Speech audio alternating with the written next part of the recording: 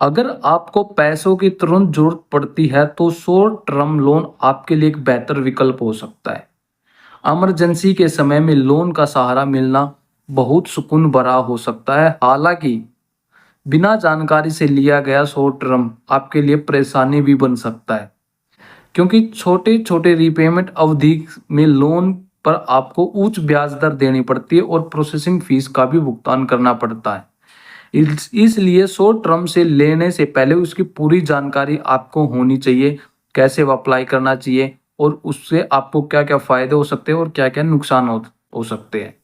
जो short term है वो होता क्या है, ठीक है। शॉर्ट टर्म एक फाइनेंशियल टूल है, ठीक है, जिसमें आप कम अवधि के लिए लिया जाता है, जो कि आप किसी भी ऐप से या बैंक से कम समय के लिए लेते हैं। आमतौर पर यह 6 महीने से लेकर 24 महीने यानी कि 2 साल तक के लिए जो लोन मिलता है उसको आप शॉर्ट टर्म लोन कह सकते हो, ठीक है। यह लोन इमरजेंसी में आपकी जरूरतों को जल्दी से जल्दी पूरा करने में मदद करता है, ठीक है। लेकिन यह बैंक और एनबीएफसी की तरह से लोन आपको कम दस्तावेजों यानी कि पैन कार्ड और आधार कार्ड पर जल्दी अप्रूव कर देता है, ठीक है। इस तरह के लोन में बिना कोलेटरेट के भी मिल सकते हैं, जैसे कि हालांकि कुछ लोन हो गए जैसे कि ब्रिज लोन के लिए आपको क्या कि कोलेटरल आवश्यक हो जाता है। इसमें क्या होता है कि इसमें लोन की रकम में इजाफा किया जा सकता है।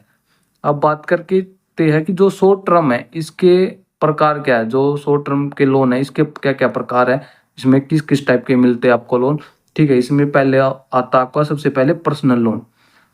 दोस्तों आपको पता है कि बिना किसी गारंटी के तुरंत मिलने वाला लोन, जिसका उपयोग आप किसी मेडिकल इमरजेंसी, शादी या फिर यात्रा के लिए करते हो, आप इस तरीके के लोन पर्सनल लोन के थ्रू ले सकते हो, ठीक है। दूसरा होता है credit card loan. Credit card में क्या होता है, यह भी एक प्री अप्रूव्ड लोन होता है जो आपके कार्ड लिमिट के आधार पर होता है, यानी कि बिना किसी दस्तावेज कर तुरंत आपको मिल जाता है। क्रेडिट कार्ड से आप पैसा निकाल सकते हो तुरंत, ठीक है। अब बात करते हैं ओवरड्राफ्ट।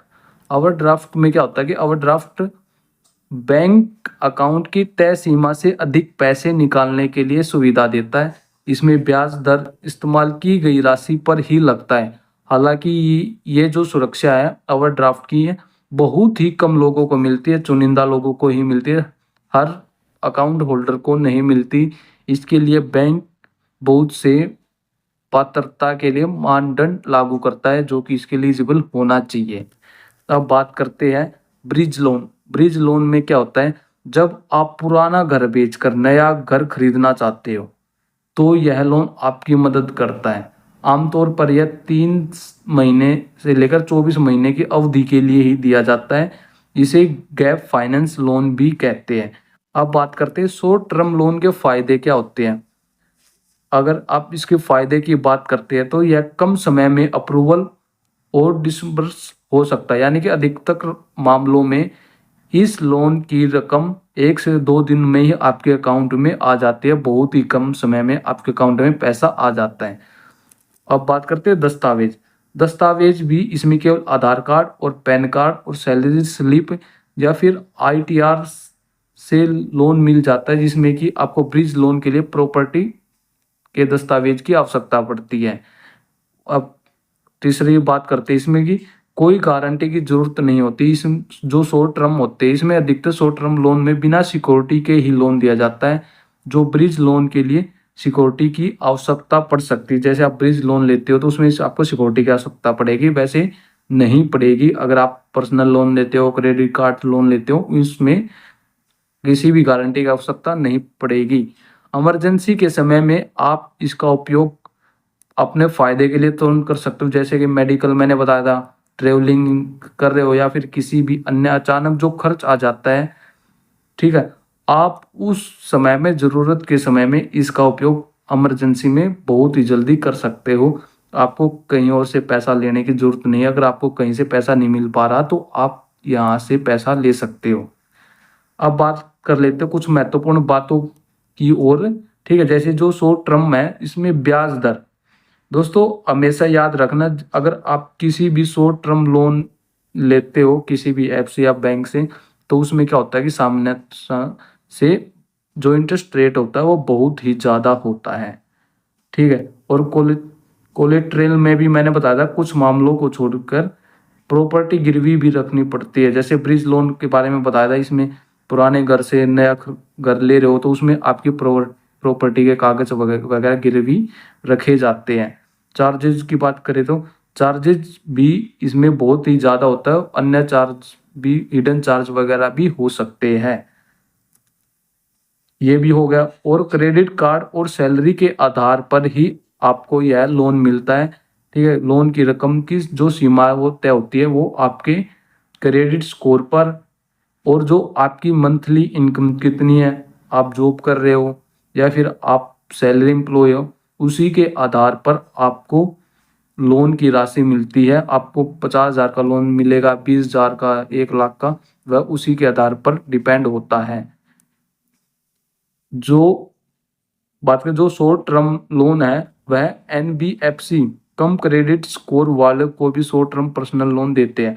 अगर आपका क्रेडिट स्कोर कम है तो आपको भी लोन शॉर्ट टर्म में मिल जाएगा, लेकिन उस पर इंटरेस्ट रेट ज़्यादा रहेगा।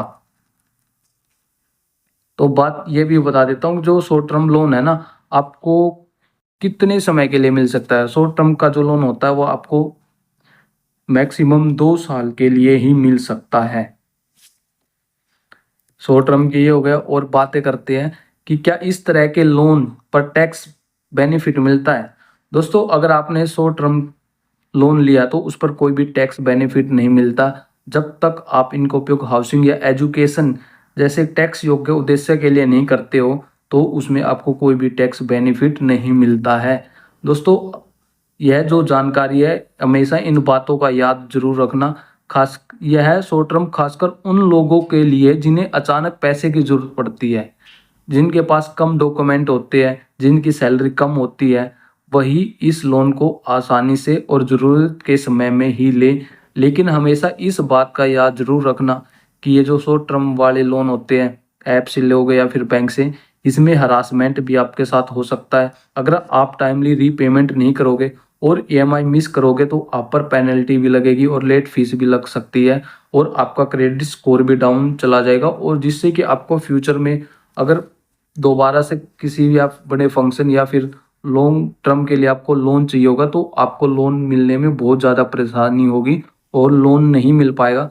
दोस्तों, अगर आप किसी भी ऐप से या फिर बैंक से लोन लेते हो तो पहले उसके बारे में नियम और शर्तों को ध्यान से पढ़े और उसके बाद के लिए ही लोन अप्लाई करें।